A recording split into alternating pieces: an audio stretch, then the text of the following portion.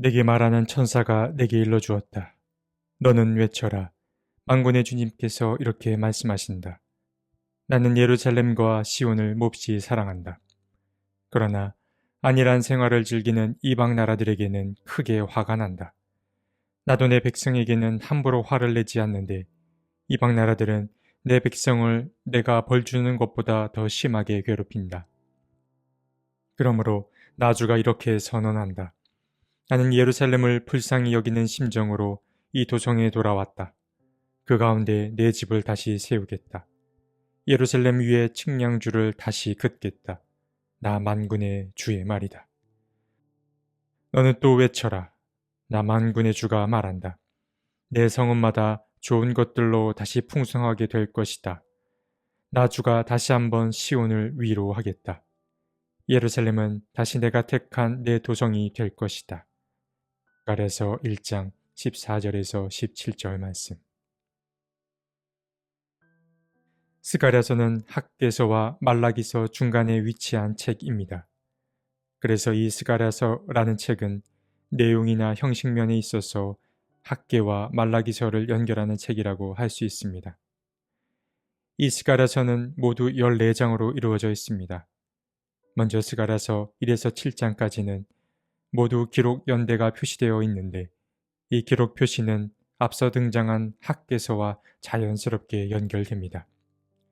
그리고 8장을 제외한 9장에서 마지막 장인 14장까지는 뒤이어 등장하는 말라기서와 또 비슷한 형식을 취합니다.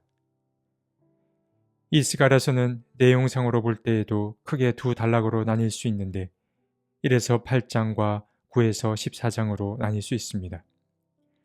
통상적으로 전반부인 1에서 8장을 제1 스가랴가 썼다고 보고 후반부인 9에서 14장은 제2 스가랴가 썼다고 부릅니다. 이렇게 스가랴서가 두 단락으로 나뉜 이유는 각 본문의 내용과 문체 그리고 어휘 등이 다르기 때문입니다. 예를 들어 전반부에 등장하는 환상에 관한 보도가 후반부에는 등장하지 않는다거나 혹은 전반부에 등장한 성전 재건과 같은 이야기가 후반부에는 등장하지 않습니다. 또한 전반부에는 스가랴 자신을 1인칭 시점으로 소개하는 데에 반하여 후반부에는 익명의 저자가 등장하여 이야기를 서술해 갑니다. 이러한 특징들로 미루어 보아 이 스가랴서는 크게 두 덩어리로 이루어진 책임을 알 수 있습니다. 그럼 이제 이러한 배경 지식을 토대로 오늘의 이야기를 살펴보겠습니다. 오늘 함께 살펴볼 말씀은 제1 스가랴서가 쓴 바로 스가랴서 1장입니다. 스가랴서 1장은 스가랴에게 말씀이 임한 때를 알려주는데 그때는 바로 다리우스 왕 제2년 8째 달 되는 해입니다. 그때는 구체적으로 주전 520년 10월 중순부터 11월 중순까지를 가리키는데 이때는 이스라엘이 백성들이 바빌론으로부터 해방을 맞은 뒤 다시 본향 땅으로 돌아왔을 때를 일컫습니다. 그런데 본향으로 돌아온 이스라엘 백성들은 성전 건축에 어려움을 겪었습니다.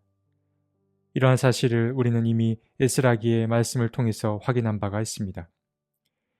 페르시아의 왕 다리우스가 통치하던 이 시기에 여러 무리가 예루살렘 성전 건축을 방해했습니다. 당시 유다와 베냐민 사람들이 예루살렘 성전을 재건하는 모습을 보고 사마리아 사람들과 주변국 사람들이 찾아와 우리도 당신들의 하나님과 관계된 자들이라며 이 건축에 동참하고 싶어 합니다. 그러나 유다와 베냐민 지파는 이들의 요청을 들어주지 않았고 이러한 거절로 인해서 거의 18년이라는 세월 동안 이스라엘 백성들은 성전 건축을 진행해 나가지 못하게 됩니다. 이렇게 긴 세월을 방해받았기 때문에 이스라엘 백성들은 그 사이에 하나님의 자비를 잊었고 또 조상들이 저질렀던 잘못과 죄악에 다시 빠져들 위기에 처하게 됩니다. 스가랴서 1장은 바로 이러한 상황 가운데 있는 백성들을 향해 전하는 하나님의 메시지입니다. 하나님은 화가 나셨습니다. 그들에게 실망하셨습니다. 그리고 백성들을 향하여 반복하여서 돌아오라고 명령하십니다. 그리고 또한 조상들의 죄를 반복하지 말고 옛 선지자들이 했던 말도 여전히 유효하니 그들의 말을 잊지 말라고 명하셨습니다. 스가랴가 이 말을 전하고 나서 몇 달의 시간이 흘렀습니다. 그리고 스가랴는 환상 한 가지를 보았습니다. 그는 먼저 붉은 말을 탄 사람 한 명을 봅니다.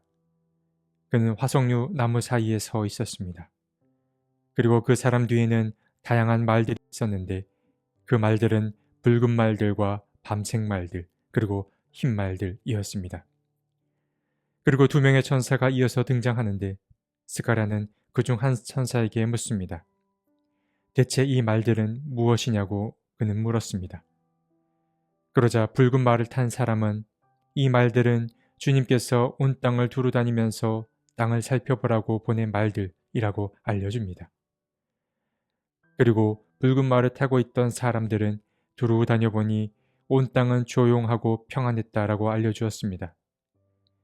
여기서 조용하고 평안한 상태는 곧 아무런 문제가 없는 그런 긍정적인 상태를 나타내는 것이 아니라 회복의 조짐이 보이지 않는 부정적인 상태를 나타낸다라고 볼 수 있습니다.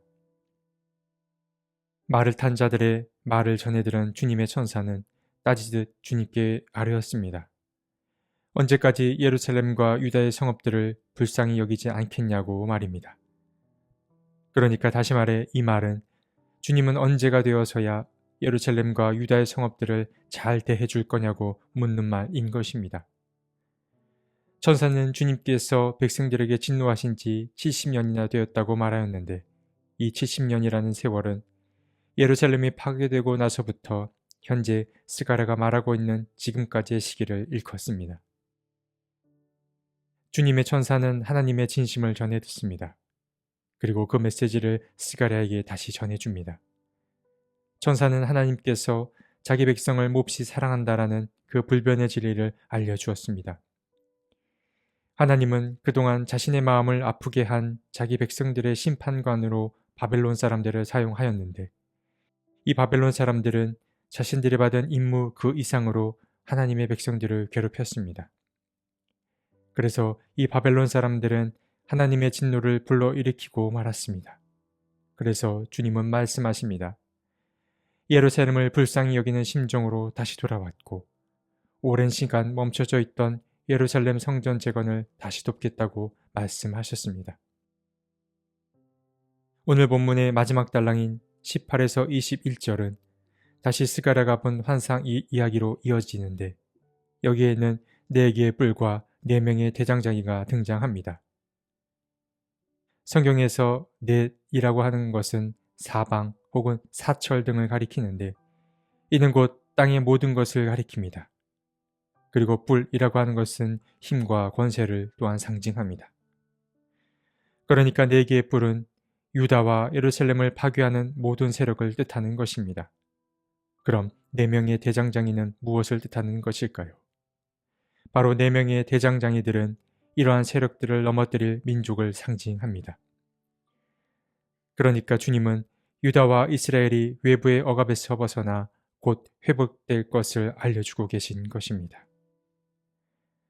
오늘 우리가 함께 살펴본 스가랴서 1장은 오랜 시간 멈춰져 있었던 예루살렘 성전이 머지않아 재건될 것임을 알려주는 장이었습니다. 하나님은 자신에게서 멀어졌던 이스라엘에게 실망하셨지만 끝끝내 사랑의 끈을 놓지 않으셨습니다. 먼 길을 우회하긴 했지만 이스라엘은 마침내 예루살렘 성전 재건을 완성하게 될 것입니다. 주님은 우리의 어리석음으로 주님의 일이 멈춰지는 일이 있더라도 마침내 주님께서는 주님의 그 일을 완성하실 것입니다. 그때와 그 시기를 우리는 알 수 없을 뿐이지만 주님은 주님이 옳다고 여기시는 일을 마침내 이루고 말 것입니다.